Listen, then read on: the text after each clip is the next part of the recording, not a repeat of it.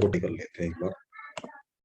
इस केस में हम लोग इसमें डेटा कैसे कंपाइल करेंगे। ठीक है, data compiler using any loop with dynamic range. ठीक है, तो मैंने इसको क्या बोला, थोड़ा सा दिमाग तो लगाना पड़ेगा इसमें। तो मैंने बोला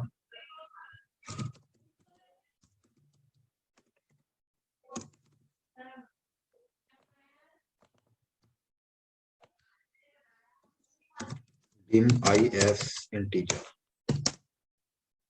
ठीक है, f range as range, दो ले लिए।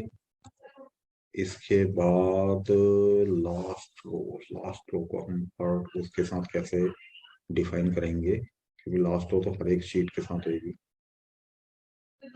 ठीक है, तो इसके बाद मैंने इसको बोला और i इक्वल्स टू 1 से चलेगा, 1 2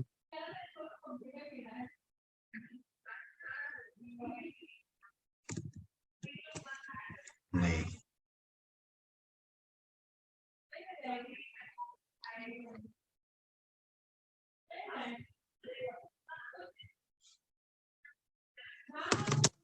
i इक्वल्स टू 1 2 3, 1 2 3, 3 तक की जाएगा ये। अभी मैं इसको 3 तक की कर रहा हूँ, आप इसको वैसे तो हम इफ की कंडीशन भी इसमें लगा सकते हैं। ठीक है, तो इसमें बोल देता हूँ शीट्स डॉट काउंट। ठीक है, इफ की स्टेटमेंट भी लगाएंगे इसके अंदर। तो एक बार हम ना एफ रेंज को भी डिफाइन कर लेते हैं।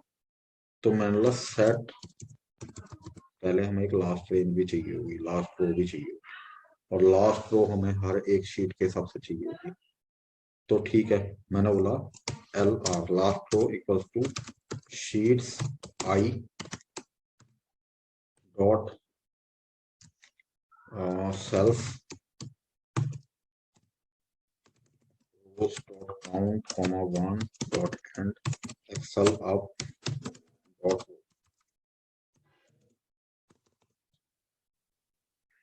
ठीक है, सेट एफ रेंज,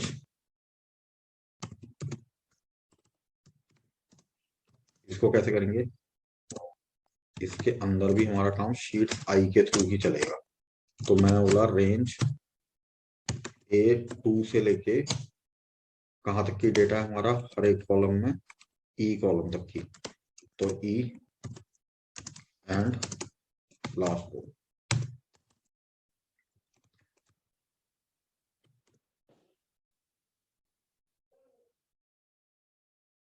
पहले मैं इसको ना एक बार 3 तक की करके देखूंगा, फिर देखेंगे इसको आगे हम क्या लगा सकते हैं, क्योंकि इफ की स्टेटमेंट लगानी पड़ेगी। तो मैंने इसको बोला शीट्स आई डॉट सिलेक्ट, सबसे पहले आई को सिलेक्ट करा दिए। उसके बाद मैंने बोला F range dot select, F range को सिलेक्ट कर लिया। उसके बाद हम क्या करेंगे, इसको बोलेंगे sheets data compiler dot select, sheets data compiler range, या यहाँ पर भी मैं सेल्स ही लगा देता हूँ। सेल्स का सिंटेक्स आपको पता ही है guys, row index column index होता है। तो रो में मैं डाला 1,48,576,1।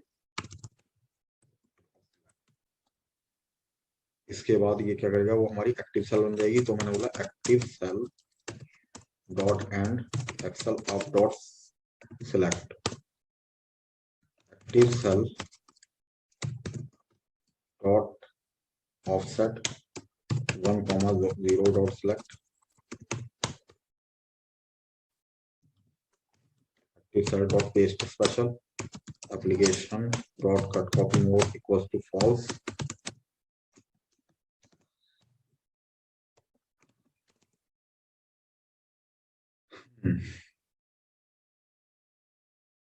एंड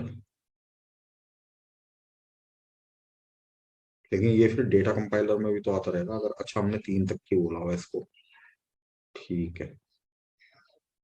इसके बाद मैंने बोल दिया एंड नहीं, नेक्स्ट आई कर लेते हैं इसको, देखते हैं कि कहाँ तक की हमारा कोड फंस रहा है। देख रहे हो ना गाइस आप?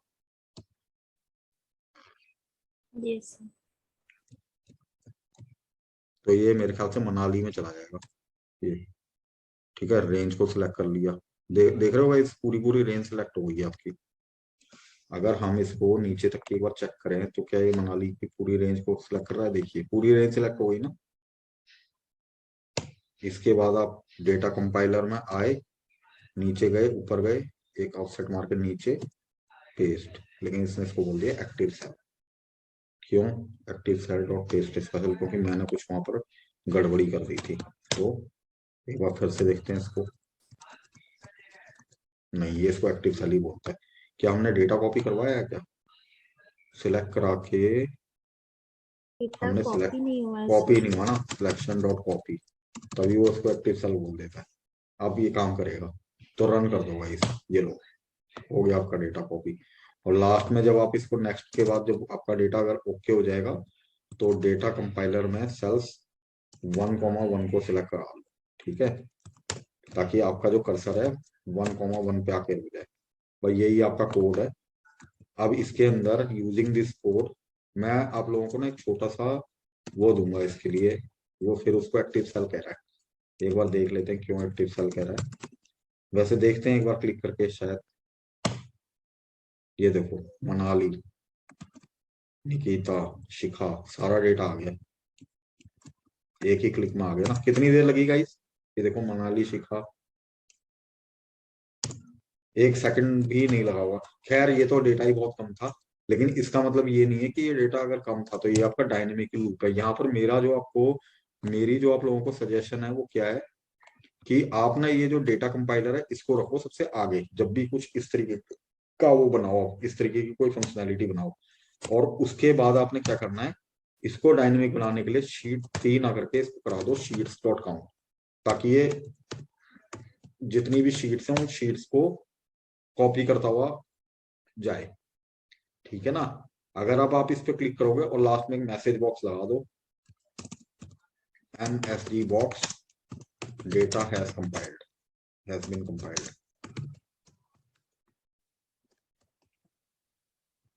ठीक है। ये आपका मैसेज बॉक्स लग गया। अब इसके अंदर जितनी मर्जी शीट है क्लिक मार दो, ये डेटा है फिर क्लियर है इस। लेकिन ये क्या हुआ है, ये कुछ गलती हुई है क्या? एक मिनट करें इस पे क्लिक एक बार, ये कहां से डेटा कॉपी कर रहा है, लेट मी चेक दिस। मुझे लग रहा है कुछ गलती हुई है। शीट्स आई, ओके, यानी कि 1 से नहीं जाके 2 से जाएगा, क्योंकि हमारा डेटा पहले पे तो हमारा डेटा कंपाइलर ही है ना, इसलिए प्रॉब्लम हुई थी। क्लियर हो रहा है ना मैं क्या कर रहा हूँ गाइस? देखिए हमने डेटा कंपाइलर यस। को उठा के यहाँ से कर दिया और यहाँ से हमें डेटा सारा उठा उठा के इसके अंदर लेके आना है, तो इसलिए इनिशिएट किया है इसको मैंने 2 से। अब अगर आप इसको क्लिक करोगे तो आपका डेटा बिल्कुल ठीक आएगा, ये डेटा आपका कंपाइल हो गया। तो ये है टोटल फंक्शनैलिटी। इस कोड को ना आप बेशक से इसके अंदर 100-200 शीटें ऐड करके उसका डेटा भी उठा के लेके आओगे तो कंपाइल करके दे देगा, ठीक है ना। तो ये कोड है।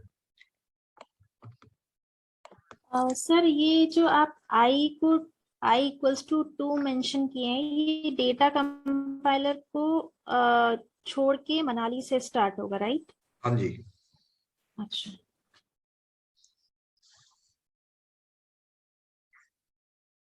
ठीक है गाइस, ये फाइल मैं आप लोगों के साथ शेयर कर रहा हूँ, इसकी प्रैक्टिस कर लीजिएगा, ठीक है। Yes sir. Okay sir. Okay guys, bye. Bye, bye. Thank you. हाँ जी बाय।